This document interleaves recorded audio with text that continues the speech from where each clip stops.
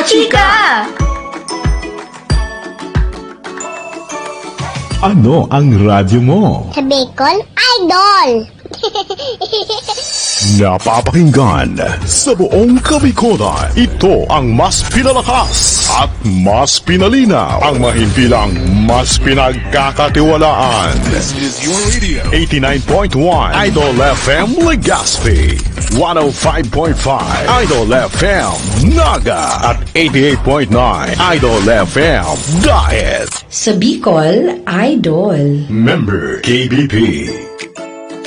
Napapanahong health. Ayan, alas stress na. Tara at tayo'y magtsikahan. Dito sa programang maghahatid ng mga kaalaman sa larangan ng kalusugan. Hatid sa inyo ng Department of Health Bicol Center for Health Development na pinangungunahan ng aming Regional Director, Dr. Rodolfo Antonio Albornoz. At ng aming Assistant Regional Director at Communications Management Unit Head, Dr. Rosa Maria Rimpilio. Ito ang Tsikahang Pangkalusugan. Dahil ang life ay mas happy kung ikaw ay healthy. Antabayanan kami tuwing Biyernes alas 3 ng hapon dito sa Bicol Idol FM Legazpi, Idol FM Naga at Idol FM Daet. At of course, mapapanood din tayo ng live sa DOH Bicol CHD Facebook page. Ako po si Janine Conde Lagunoy. At ako naman po si Nicole Balhimino, ang inyong mga kachika mula sa DOH Bicol Communications Management Unit. At ayan, Ma'am Nicole, nasa 3rd episode na tayo ng Tsikahang Pangkalusugan. Kumusta ka dyan? Okay lang naman ako dito, Ma'am Janine. So, balita ko po ay marami pong ginawang aktibidad ang Kagawaran ng Kalusugan Bicol sa iba't ibang parte ng Bicol Region. Oo, tama ka dyan, Ma'am Nicole. Ang daming kaganapan ngayon sa DOH Bicol CHD. Kung kaya, huwag na tayo magpatumpik-tumpik pa. Dumako na tayo sa balitang DOH Bicol.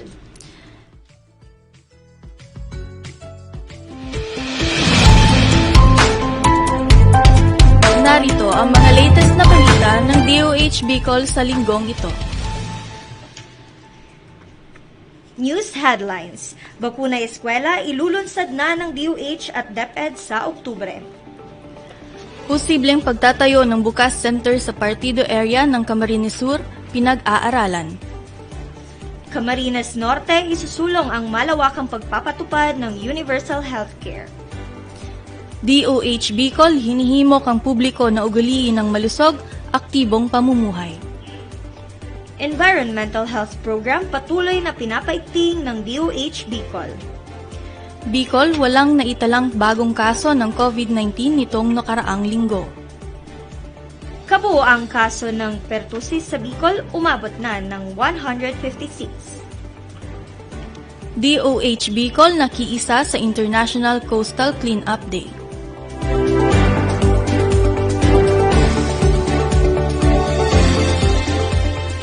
Narito ang mga detalye ng balita.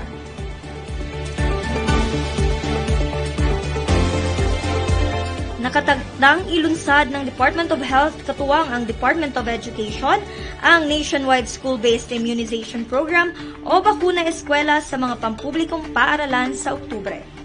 Ang Bakuna Eskwela program ay magsisimula sa Oktubre 7. Makakatanggap ang mga estudyante sa grade 1 at grade 7 ng measles rubella at tetanus diphtheria vaccines. Samantala ang grade 4 female students naman ay makakatanggap ng bakuna laban sa human papilloma virus. Sa Riyong Bicol, magsasagawa ang DOH Bicol at DepEd Regional Office 5 ng isang kick-off ng Bakuna Eskwela sa October 2 sa Ligao East Central School sa lungsod ng Ligao sa Albay. Layunin ng Bakuna Eskwela na protektahan ang mga kabataan laban sa mga sakit na maaaring iwasan sa pamamagitan ng bakuna tulad ng measles, rubella, tetanus, diphtheria at human papilloma virus. Inaabisuhan ng DOH ang mga magulang na pabakunahan ang kanilang mga anak sa mga public elementary schools at pirmahan ang consent form para sila ay mapabakunahan. Patuloy na binibigyang diin ng DOH na ang mga bakuna ay ligtas, epektibo at libre. Para sa susunod na balita, Nakipagpulong ang DOH Bicol sa pangunguna ni OIC Regional Director Dr. Rodolfo Antonio M. Albornoz kay Tigaon Municipal Mayor Honorable Chiqui Fentobella tungkol sa posibleng pagtatayo ng bagong Urgent Care and Ambulatory Services o BUCAS Center sa Partido Area ng Camarines Sur. Ito ay pagkatapos magpahayag ng interes ni Mayor Fentobella sa nasabing programa na may malaking tulong na mailapit ang iba't ibang serbisyong pangkalusugan na bigay mula sa mga primary care facilities hanggang sa mga ospital. Kasama na rito ang mga minor surgeries at iba pang ancillary services. Dagdag pa rito, nagkaroon naman ng pag-uusap sina Dr. Albornoz at Bicol Medical Center Chief Dr. Ronnie Gigantoni III tungkol sa kasalukuyang pagtatayo ng BUCAS Center sa nasabing ospital. Susunod na balita, ang pamahalaang panlalawigan ng Camarines Norte sa pamumuno ni Governor Ricarte R. Padilla ay nagpahayag ng matibay na suporta para sa pagtataguyod ng malawakang sistema para sa pagpapatupad ng Universal Healthcare sa probinsya.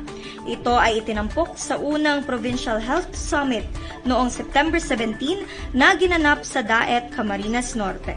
Binagyang diin ni Governor Padilla ang pangangailangan ng maayos na pag-oorganisa ng healthcare provider network para sa higit na maayos na serbisyo sa mga primary care facilities. Sa kanyang mensahe, binigyang diin ni Dr. Rodolfo Antonio Albornoz, Regional Director ng DOH Bicol, ang mahalagang papel ng mga opisyal ng kalusugan sa pagsasaayos ng province-wide health system. Kanya ding sinigurado na ang DOH Bicol ay patuloy na susuporta sa pag-aayos ng mga pasilidad sa lalawigan at binigyang diin ang kahalagahan ng paghimok sa mga komunidad na mapagtibay ang kanilang health-seeking behaviors. Ang aktibidad na ito ay naglalayong tipunin ang mga key stakeholders ng lokal na sektor ng kalusugan tulad ng mga local chief executives, municipal health officers, sangguniang panlalawigan, sangguniang bayan at health counselors upang mapalakas ang probinsya at PWHS patungo sa mas pinatibay na healthcare provider network.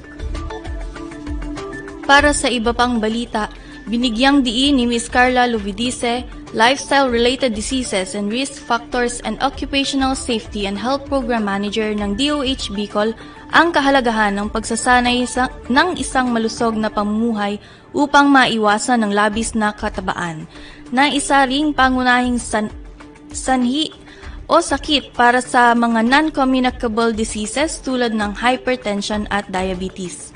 Dagdag pa niya, dapat na magkaroon ng malusog na dieta na nakabatay sa Pinggang Pinoy.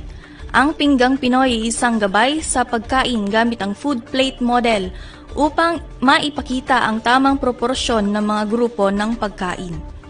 Ganyan ding pinaalalahanan ng publiko na magkaroon ng hindi bababa sa 30 minutong pisikal na aktibidad o ehersisyo araw-araw upang mapanatili ang malusog na timbang. Pinayuhan din ni Ms. Lovidice ang publiko na bisitahin ang pinakamalapit na health center upang magpa-screen para sa mga non-communicable diseases gamit ang Philippine Package of Essential Non-Communicable o PhilPen Health Risk Assessment Tool. Ang risk assessment na ito ay makakatukoy sa mga posibleng problema sa kalusugan ng isang tao at magbibigay ng suporta sa management at paggamot nito.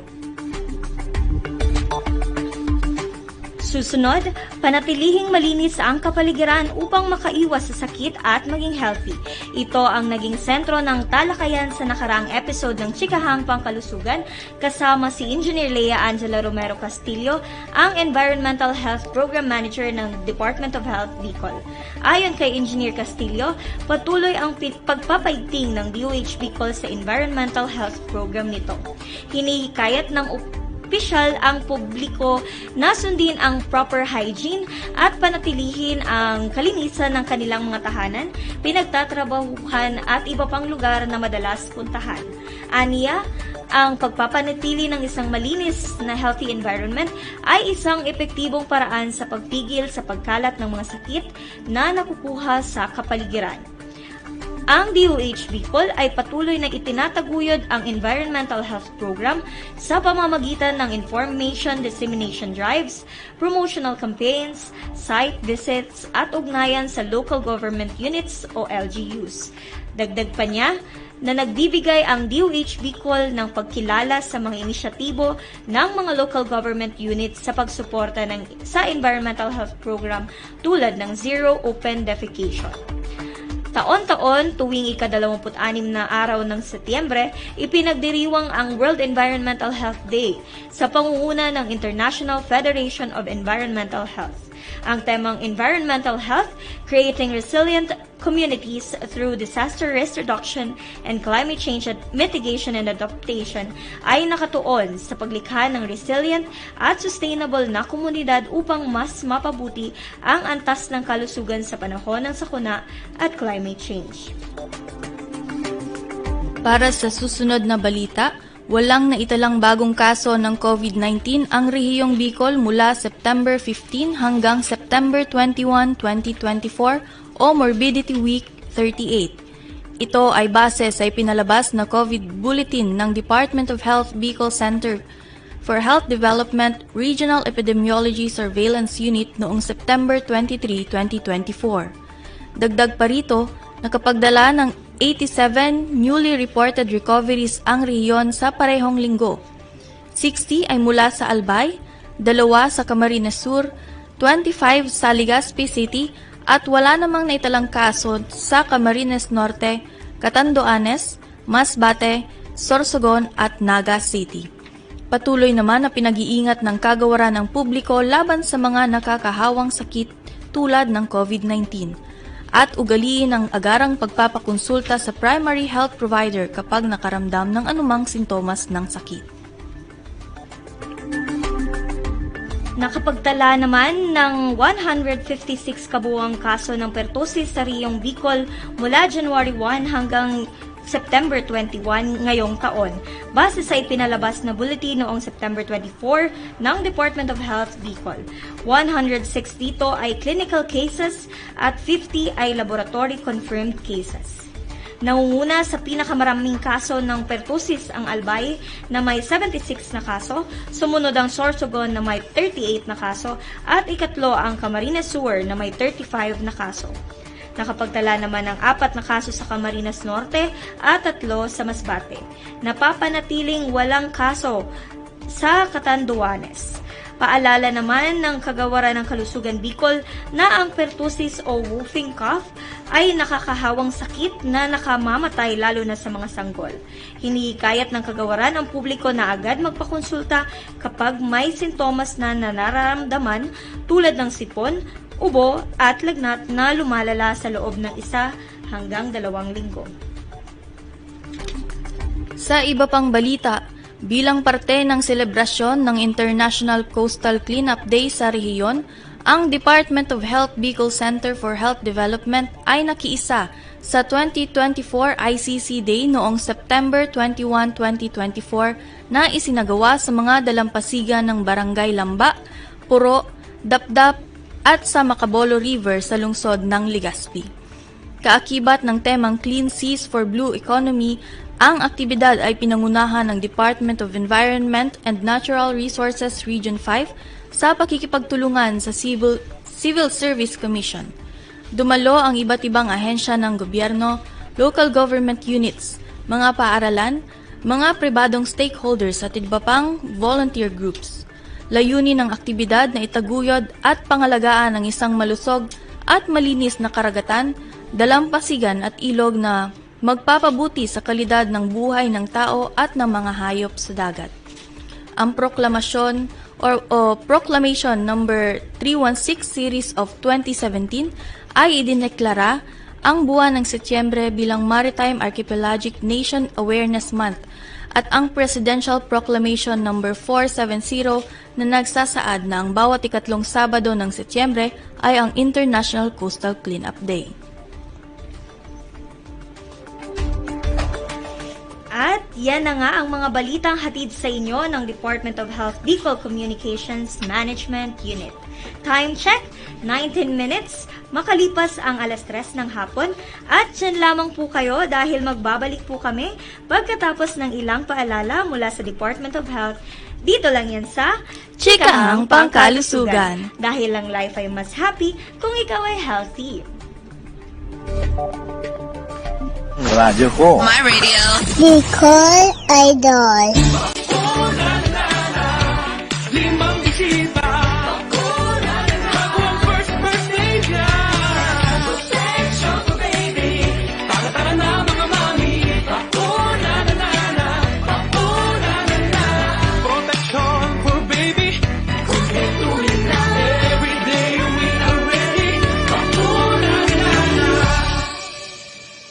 Pabakuna na sa mga barangay health centers near you. Gaano kakatibay? Sintibay ng haliging di payayanig sa magnitude 6? Sintibay ng boksingerong umaabot ng round 12? Gaano ka naman kaya katibay para matapos ang gamutan laban sa tuberculosis?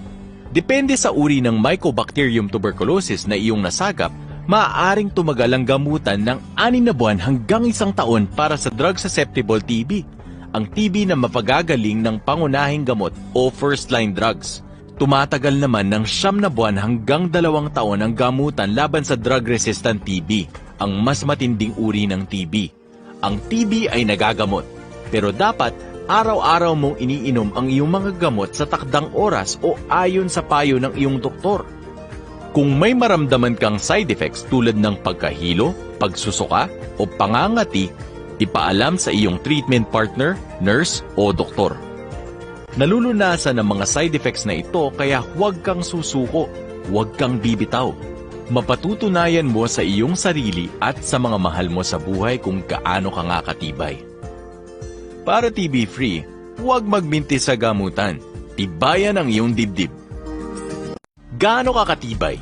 Sintibay ng haliging di payat.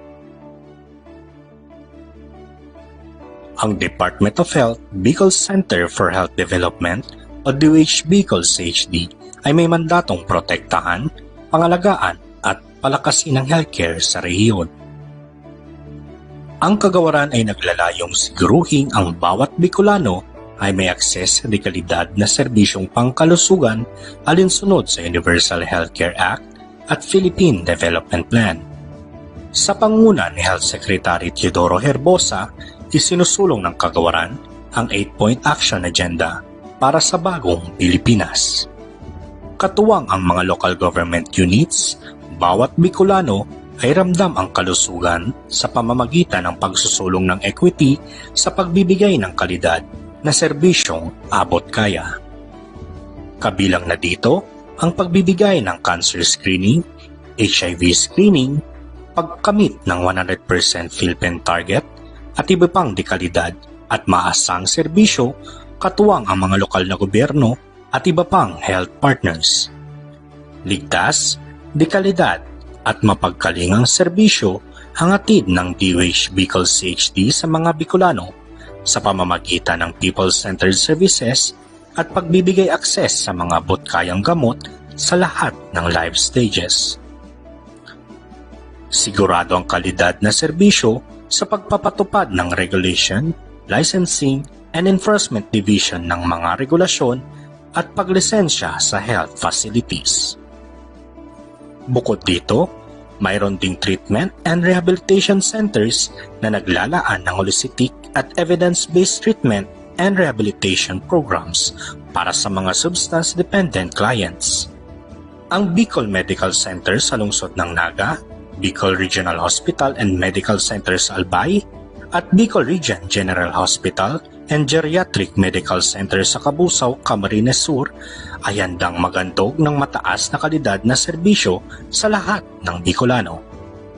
Ito ay sa pamamagitan ng patuloy na pagpapaunlad ng pasilidad at pagpapadami ng bed capacity.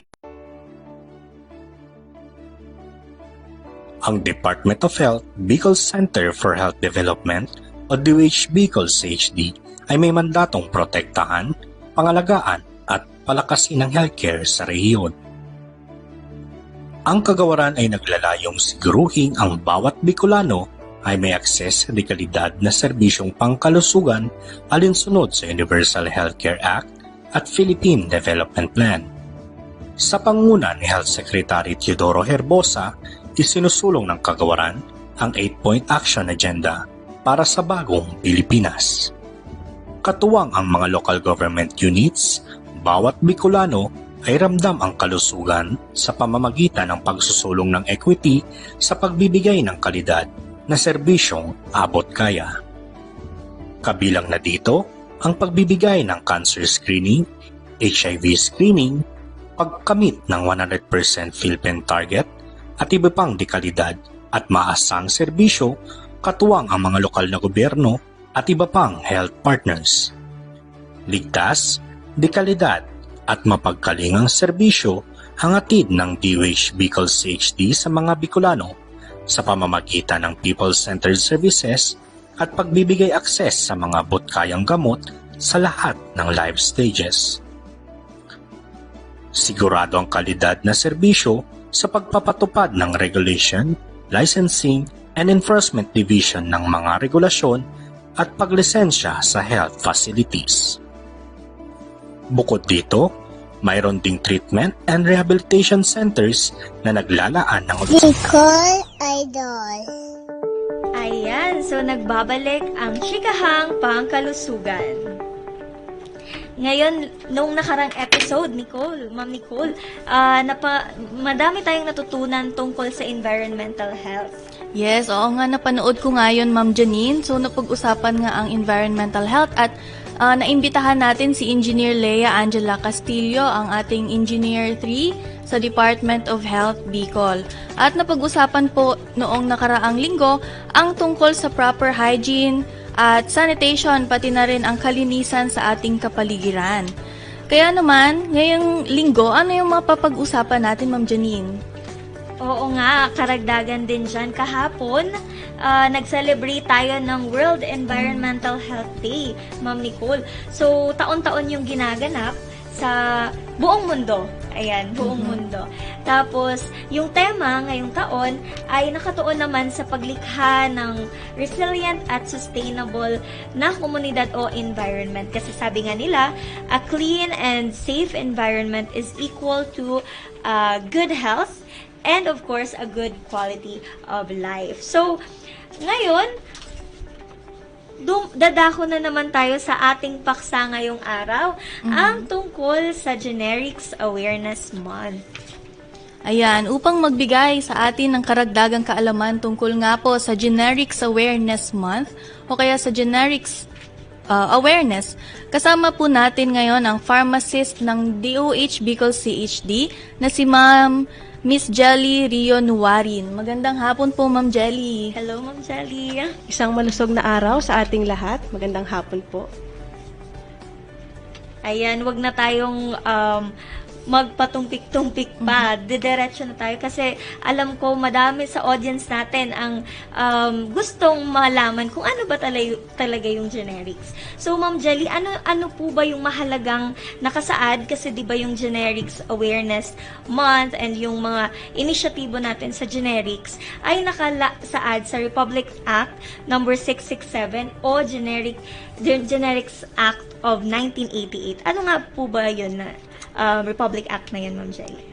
Ang Republic Act 6675 o mas kilala natin bilang Generics Act of 1988 ang nagsabatas ng una pagdiriwang ng tuwing Setyembre ang Generics Month celebration at pangalawa, ito ang batas na ito ang nagsabatas na paggamit na generic na terminolohiya sa lahat ng ating proseso mula sa manufacturing firm hanggang makarating ito sa ating mga pasyente. Mula sa manufacturing firm, sa ating mga distributor suppliers, kung tayo ay bibili ng gamot, maging government man yan, o kahit sa ating mga private na establishmento, tuwing sila ay bibili ng gamot ay dapat generic na terminolohiya ang kanilang ginagamit. Ang ating mga doktor naman, mga prescribers, ating mga doktor, mga veterinaryo, maging ang ating mga dentista ay dapat ginagamit ang generic na terminolohiya sa kanilang pagre-reseta. At kung tayo ay bibili rin naman ng ating mga gamot sa ospital at kahit sa mga private na butika, dapat ay generic na terminolohiya din ang kanilang pinopromote o pinakikilala sa ating mga pasyente.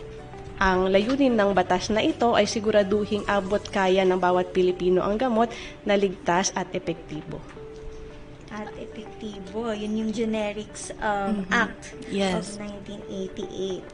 So, ayun nga, Ma'am Jelly, kanina po natin nababanggit yung generic. So, pwede po ba nating ma-compare kung ano po yung kaibahan ng generic sa mga branded na gamot? Ayan. Meron po tayong tinatawag na mga originator branded or innovator branded. Sila po yung mga gamot na protektado ng patent. Usually po talaga ang time frame ng paggawa ng isang gamot ay inaabot ng 15 to 20 years. Kung kaya, yung mga nauunang manufacturer na sila po yung nag-invest sa paggawa ng gamot mula sa unang taon hanggang may abot yan ng 15 to 20 years, meron po silang patent protection. Ibig sabihin, may time frame po na binibigay sa kanila na sila lang yung pwedeng gumawa ng mga gamot na yon. Kung kaya't mas mahal po siya dahil kailangan nilang bawiin yung nagastos nila para gawin yung gamot na yun. Pag natapos na po ang patent protection ng isang gamot, magiging open na po siya sa public. Ang mga manufacturer po natin ay pwede nang gumawa ng kagaya ng gamot na ito sa mas mababang halaga. Kung kaya, may tinatawag na tayong mga generic na gamot at branded, pareho lang po ito. Nagkataon lang na si branded po ay naunang ginawa, kaya sila po ay may patent protection. Nandoon din po sa patent protection na mas mataas talaga yung presyo para nga mabawi nila yung pinuhunan nila kumbaga doon sa paggawa ng gamot. Kaya pala, Ma'am Jelly, mas mura yung generics Generic, compared sa branded na gamot. Lahat po ba ng branded na gamot ay may katumbas na generics version? Ayan po. Yung mga nabibigyan po ng patent protection, may time frame po yon na walang pwedeng gumawa pa ng kagaya ng gamot na ginagawa nila. Habang nasa patent protection pa po yun, wala pa silang generic na katumbas. Pagkatapos po ng patent protection, doon pa lamang po magkakaroon ng generic medicines yung ganong klase ng gamot. Sa ngayon po, meron pa tayong mga gamot na walang generic. So, yun po yung mga kalalabas pa lang sa ating market at mga bagong-bago pa lang na naaprubahan. So, nabanggit niyo po, Ma'am, kanina yung patent protection. Pwede po ba nating ma-emphasize kung ano po yung ibig sabihin po ng patent protection? Yung patent protection po natin, yun yung karapatan po ng manufacturer na nauna. Kumbaga po, dahil sila ang nakadiskubre, sila ang nag-invest ng kanilang oras, panahon, and then dumadaan po kasi yan sa series at napakahabang proseso ng laboratory studies. Meron pa po siyang market studies hanggang maaprubahan po siya ng Food and Drug Administration. Yun po yung nasa patent. So, para po maprotektahan na sila lang ang para maprotektahan yung kanilang karapatan din dun sa patent, meron po silang time frame na sila lang yung maaaring gumawa po ng gamot na iyon. Paano na po ba natin, Ma'am Jelly, malalaman kung yung isang gamot ay may generic version? Ayan. Meron po tayong, ngayon po kasi napakadali na siyang malaman. Maaari nating i-search siya sa internet. Ayan. Pero kung tayo naman po ay pupunta sa ating mga butika, meron po tayong tinatawag na generics menu card. Ito po ay isang document po siya na hinahanap or nire-regulate po ni FDA. So, requirement po ito ng ating gobyerno na lahat ng drug establishments, private man o sa gobyerno ay dapat nakapaskil ito o di kaya ay nasa counter o yung lugar na kitang-kita ng pasyente or ng mamimili pag sila ay bibili. Sa generics menu card, nakalagay po doon lahat ng available na generic na katumbas ng mga gamot. So halimbawa po ang ating butika ay nagbebenta ng paracetamol 500 milligrams. Ilalagay po doon ng may-ari ng butika or ng mga personnel ng butika lahat ng available na paracetamol 500 milligrams. So kung meron po tayong 5 brand, ilalagay po niya yun doon, paracetamol 500 mg, lahat po ng kanyang brand, and then kung mayroon din po mga generic na equivalent, ilalagay din po niya lahat doon. Nang sa gayon ay meron pong option or makikita ng pasyente kung alin yung kaya nilang bilhin or yung gusto po nilang bilhin base sa kanilang preference. Ganun pala yun, Ma'am Jelly. Bale, kahit pala itanong ni client o ni customer kung yung cheapest brand lang or generic brand lang, pwede po pala yun sa mga butika, no? Opo. Maaari po nilang tanungin lahat ng presyo. Kung nais naman po nilang malaman lahat ng available, hanapin po nila ang generics menu card sa kanilang mga butika. Pwede nila yun, Ma'am Jelly, itanong sa butika. Opo, maaari po. Para makita. And sa atin din po sa Department of Health, meron po tayong website kung saan po makikita ng ating mga consumer, ng ating mga pasyente, lahat ng available na gamot sa isang butika. Ayan, so maganda yun Ma'am Janine, na makikita ng mga bibili ng mga pasyente o kaya ng kanilang pamilya kung ano yung mga available na gamot dun sa pharmacy, pati yung mga brand, and kung merong generic version ng gamot na yon. Malalaman natin or makikita natin na well-informed talaga yung mga bibili ng mga gamot na to. So, ano naman po Ma'am Jelly, yung mga tungkulin po ng mga doktor, tsaka ng mga pharmacist pagdating po sa pagbibigay ng mga generic na gamot? Ayan po. Ang ating po mga doktor, sila po yung tinatawag nating prescribers. Sa Generics Act of 1988, 3 po ang kinikilala nating legitimate na prescribers. Ang ating mga doktor para sa pagre-reseta sa tao, veterinarian sa mga hayop, and then ating mga dentista para sa oral health. Sila lang po ang pwedeng mag-prescribe. At ang kanila pong tungkulin dito sa ating Generics Act of 1988 ay siguraduhin sila ay magre-reseta ng gamot na generic. Ayan po. Kung sila po ay magre-reseta ng branded, isa po yung violation sa ating Generics Act of 98. Ayan po. Sa atin pong reseta, ang mga doktor ay maaaring magreseta po 2 lang. Generic na gamot o di kaya ilagay nila ang generic name ng gamot at yung brand. Ayan. Ngunit, lagi po nating ipapaalala na bawal po tayong mag-promote o bawal nating pilitin ang ating mga pasyente na branded ang kanilang bibilhin. Dahil sa Generics Act, dapat laging available po ang mga generic na gamot at dapat ipopromote natin at susubukan nating hikayatin ang bawat Pilipino na tangkilikin ang generics na mga gamot. Bale, Ma'am Jelly, yung sa ating mga pharmacist or mga doktor pala, bawal sila tumanggi na magbigay ng generic substitute ng gamot sa kanilang pasyente. Yung mga ang mga nagbibigay ng gamot ay ating mga pharmacist o pharmacy assistant sa butika. Halimbawa po ay nagpunta si pasyente at bibili si pasyente ng ating generic na gamot. Opo, ganun po. Ang pharmacist po dapat pag punta ng pasyente sa kanila, i-offer agad nila. Ano po ba ang gusto ninyo? Branded or generic? And then, pag namili ang pasyente, ito po yung mga available natin na gamot. Ganun po. Pag si pharmacist po, ang ating mga personnel sa butika ay ipinilit ang pasyente na bilhin ang branded kahit na may available na generic, pwede po yun maging violation sa Generics Act at may karampatan po yung parusa para sa pharmacist at dun sa butika o pharmacy na kanilang pinagtatrabahuan. Kaya napaka-importante pala, Ma'am Jelly, na yung kliyente o yung customer na bibili ay magtanong na agad kung may generic version yung gamot. O kaya yung generic menu card, no, Ma'am Nicole. Kasi para yun na agad yung option nila.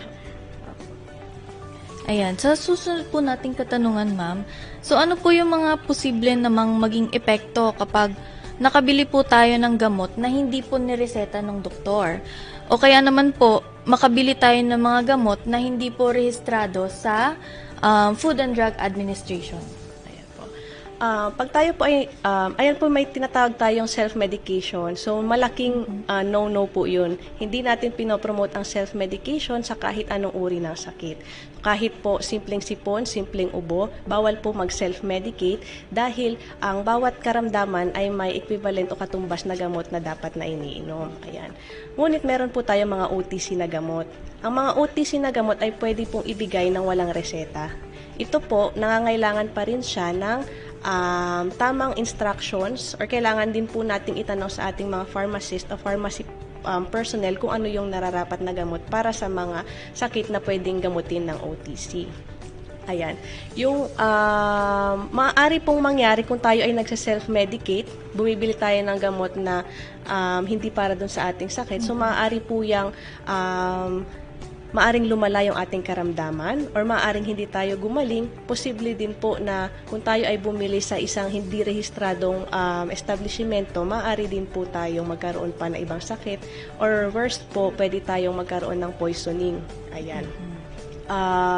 May tinatawag din po tayong counterfeit medicine. So ito po, madalas itong nakikita sa mga tindahan na hindi rehistrado ng Food and Drug Administration.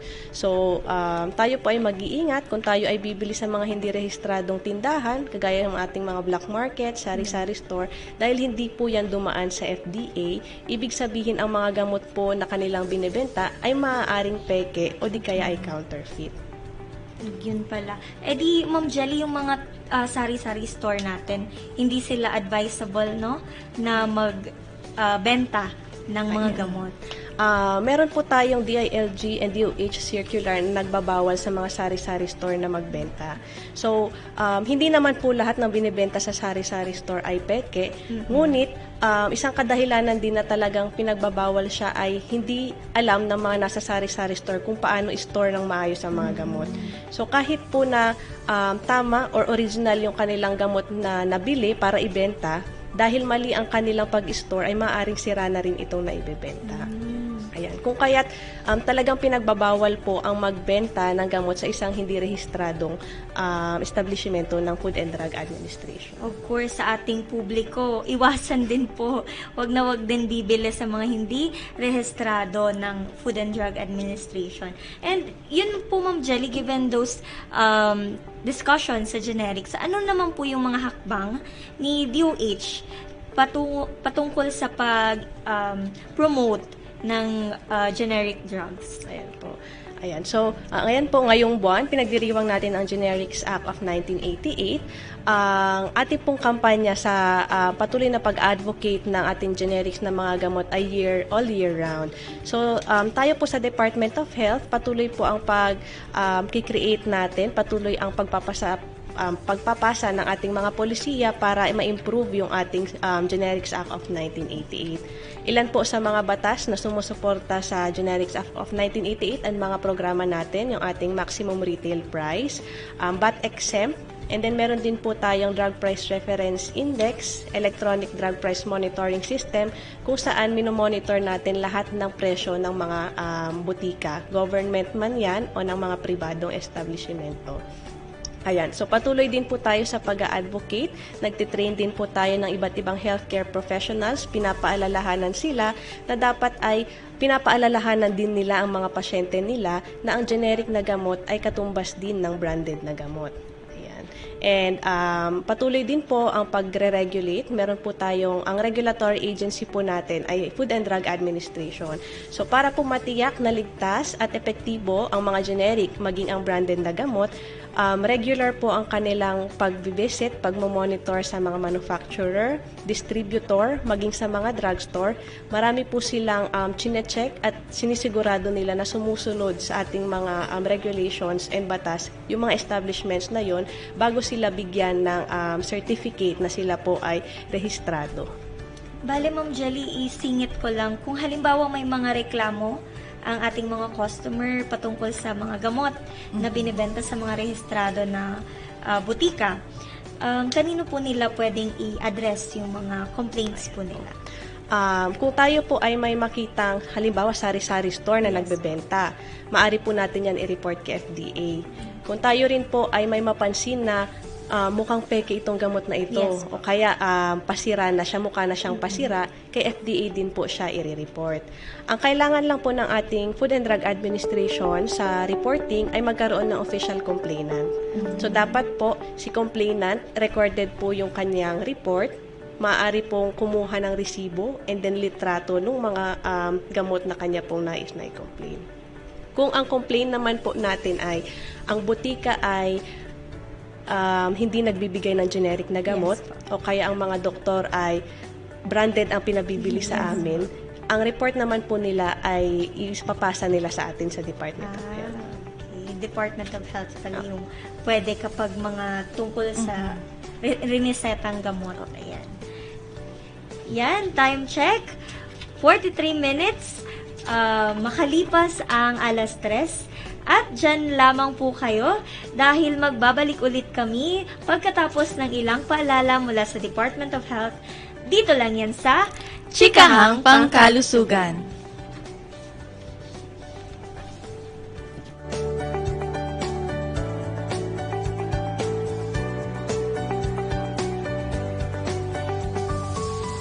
Radyo ko. Bicol Idol.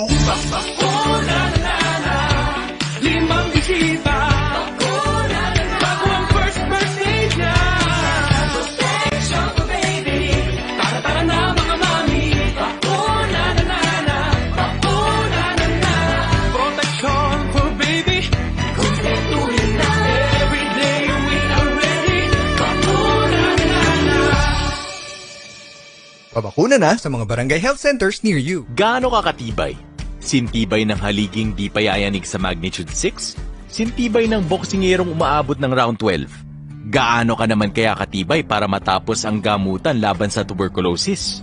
Depende sa uri ng Mycobacterium tuberculosis na iyong nasagap, maaaring tumagal ang gamutan ng 6 na buwan hanggang 1 taon para sa drug-susceptible TB, ang TB na mapagagaling ng pangunahing gamot o first-line drugs. Tumatagal naman ng 9 na buwan hanggang 2 taon ang gamutan laban sa drug-resistant TB, ang mas matinding uri ng TB. Ang TB ay nagagamot, pero dapat araw-araw mong iniinom ang iyong mga gamot sa takdang oras o ayon sa payo ng iyong doktor. Kung may maramdaman kang side effects tulad ng pagkahilo, pagsusuka o pangangati, ipaalam sa iyong treatment partner, nurse o doktor. Nalulunasan ng mga side effects na ito kaya huwag kang susuko, huwag kang bibitaw. Mapatutunayan mo sa iyong sarili at sa mga mahal mo sa buhay kung gaano ka nga katibay. Para TB-free, huwag magminti sa gamutan. Tibayan ang iyong dibdib. Gaano ka katibay?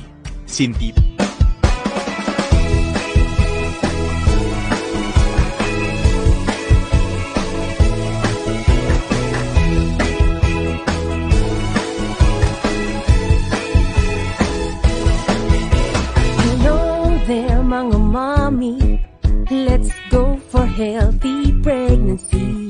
Tamang pagkain ng dapat para malusog kayo ni baby. Remember mga nanay, breastfeeding malaking bagay. Ito'y ipagpatuloy kahit na over 2 years old. Tamang nutrisyon, kung bakit yan ang tamang solusyon. I like it, lucky one. Oh, oh, oh, yan ang tamang paraan. Tamang nutrisyon, kung bakit yan ang tamang solusyon. I like it, lucky one. Oh, oh, oh, yan ang tamang paraan.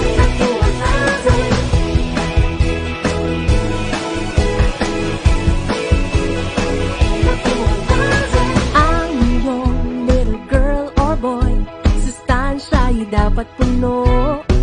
Susi sa tamang paglaki, go grow food na handa mo. First 1,000 days importante, healthy eating para kampante.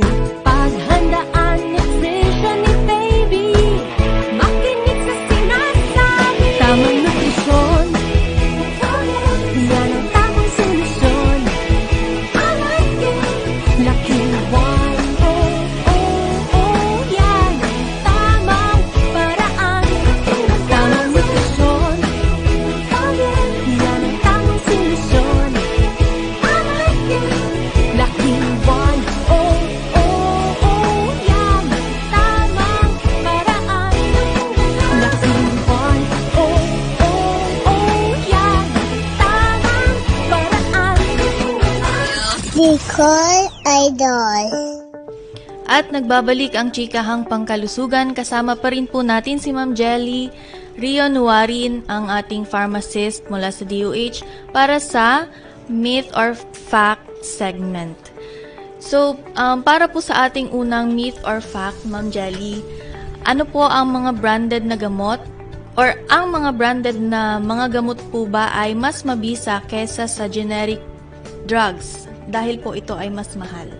Iyan po ay isang myth. Ayan po. Ang generic na gamot ay kapareho lang din po ng branded na gamot dahil pareho po sila ng active ingredient. Ang active ingredient po natin, yan ay ang ingredient ng gamot na nagkakos ng effect. Ayan. So, pareho po sila ng lamang active ingredient. Ang pinagkaiba lang po nila ay yung inactive ingredient. Marahil, yun din ang isa sa dahilan kung bakit medyo mas mura ang mga generic na gamot. Marahil sa ginamit din nila sa pag-manufacture yung mga equipment, ayan po. Ngunit pagdating po sa active pharmaceutical ingredient ay pareho lang, kung kaya't pareho lang din ang ibibigay nilang epekto sa ating katawan. Next statement naman Ma'am Jelly, galing sa ating audience, wala daw pong, myth or fact daw po, walang kasiguraduhan sa ating kaligtasan ang pag-inom ng generics na gamot. Ayan po. Yan po ay isang myth din.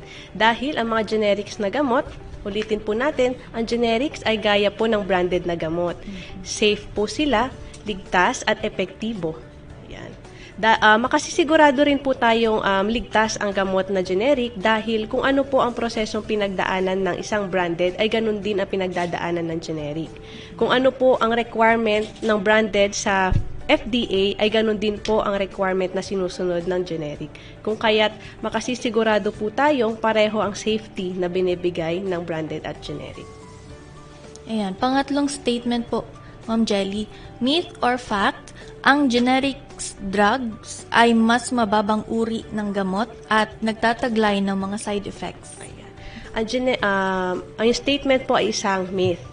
Ang generic medicines ay hindi mababang uri. Ito ay mas murang uri ng branded na gamot. Ang generic at branded, kung ito man ay may naidudulot na side effect, ay pareho lang po ang maidudulot nito dahil pareho sila ng active ingredient. Kung magkakaroon lang po ng pinagkaiba sa kanilang side effect, ay manggagaling na po iyon dun sa kanilang inactive ingredient.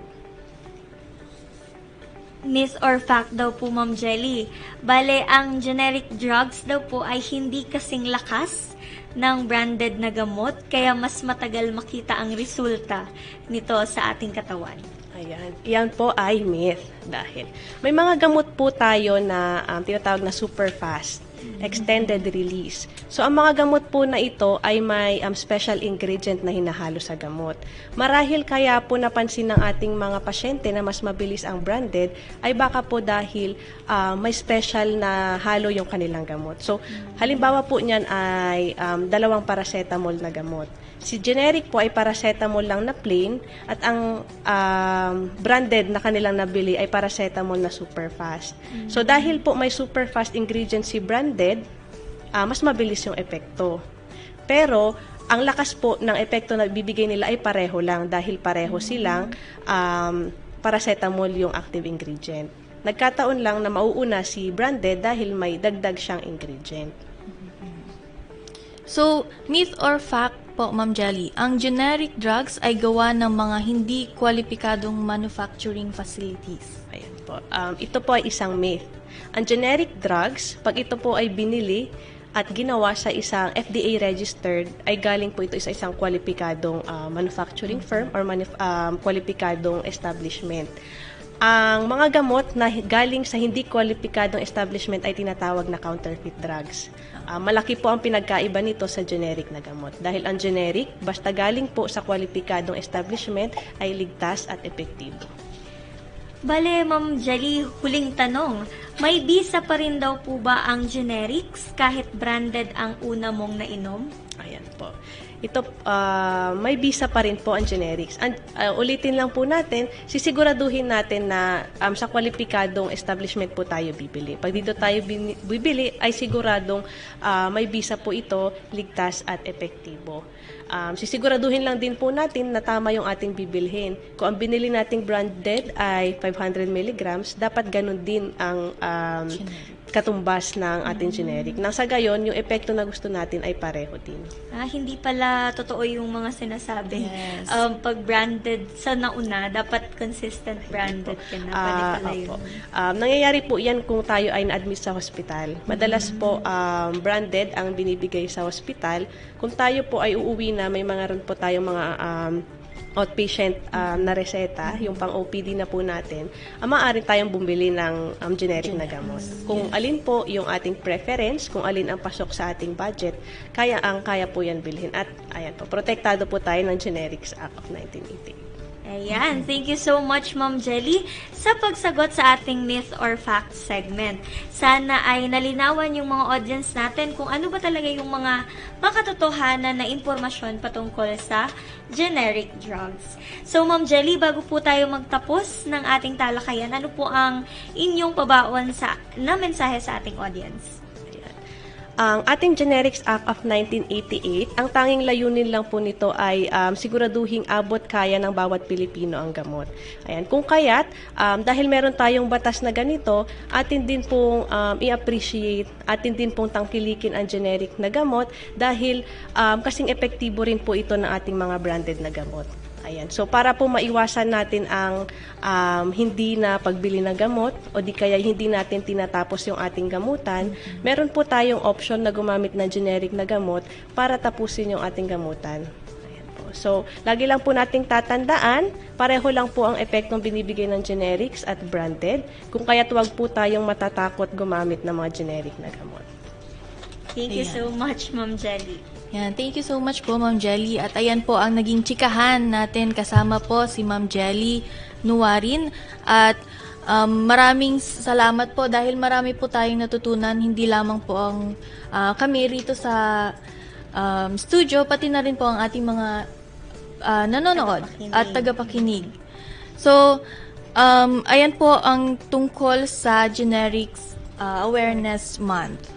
Ayan, bago tayo magtapos sa ating episode, Nick, of course, kailangan nating i-shout out yung mga nandyan na nakikinig sa atin. Unang-una, yung mga DOH Bicol CHD personnel na nandito po sa, na nakikinig at umaantabay sa ating chikahang pangkalusugan. Andyan din ang ating team sa CMU or the Communications Management Unit. Sino ba yung mga nandun, Ma'am Nicole? Ayan, nandoon sa ating office si Sir Kenneth Dado, ang ating kasama sa opisina, admin. At hello, Kuya Kenneth. Kamusta ka dyan? Nag-aantay na mag-alas 5. Andito din kasama natin sa technicals, of course, si Mr. Jomer Siciliano at si Sir Glenn ng Idol FM. Ayan, sila yung umaantabay at gumagabay sa amin ngayon dito. Of course, andyan din ang ating mga program managers at mga listeners natin or audience natin sa iba't ibang dako ng rehiyon mula Naga, Daet, Legazpi, at kung saan-saan pa. Hello po sa inyong lahat. At dito na nga nagtatapos ang ikatlong episode ng Chikahang Pangkalusugan. Tunghayan ang mga susunod na episodes bawat Biyernes sa DOH Bicol CHD Facebook page para sa dagdag kaalaman ng DOH Health Programs. At ito po ang Chikahang Pangkalusugan. Ako po si Nicole Balhimino. Dito sa Kagawaran ng Kalusugan Bicol, lagi po namin ihahatid ang mga latest na balita at health reminders para sa mas pangmalawakang paghatid ng serbisyong salud Bicolnon. Ako naman po si Janine at sa Chikahang Pangkalusugan, lagi naming pinapaalala na makialam, makisama, iwasan ng sakit, palakasin ng resistensya. Dahil sa bagong Pilipinas, bawat buhay ay mahalaga. Dito lang yan sa Chikahang Pangkalusugan. Dahil ang life ay mas happy kung ikaw ay healthy.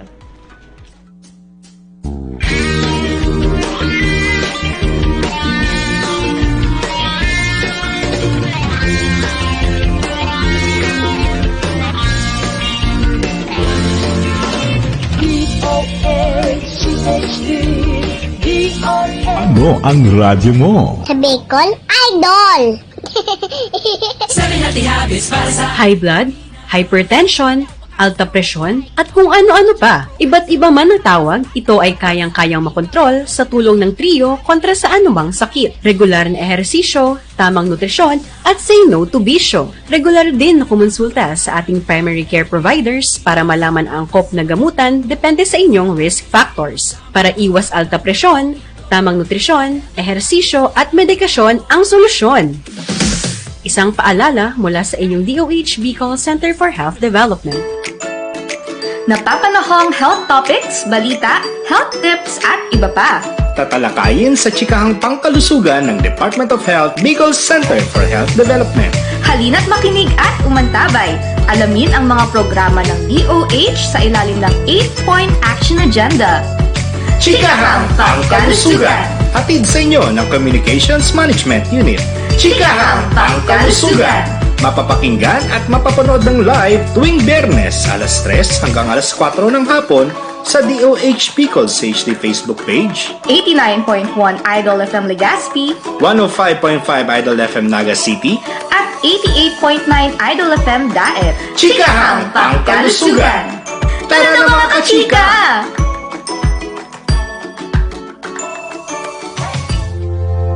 Ngayong panahon ng tag-ulan, narito ang mga dapat nating tandaan upang ang ating pamilya ay handa. Alamin ang balita ukol sa panahon at mga anunsyong pangkaligtasan. Alamin ang plano ng komunidad sa pagbibigay babala at paglikas. Suriin ang bahay at kumpunhin ang mga mahina o sirang bahagi nito. Ihanda ang go bag na naglalaman ng mga pangangailangan ng pamilya. Ilikas sa mga alagang hayop sa ligtas na lugar at kapag inabisuhan ng kinauukulan, mabilis na lumikas sa itinakdang evacuation center.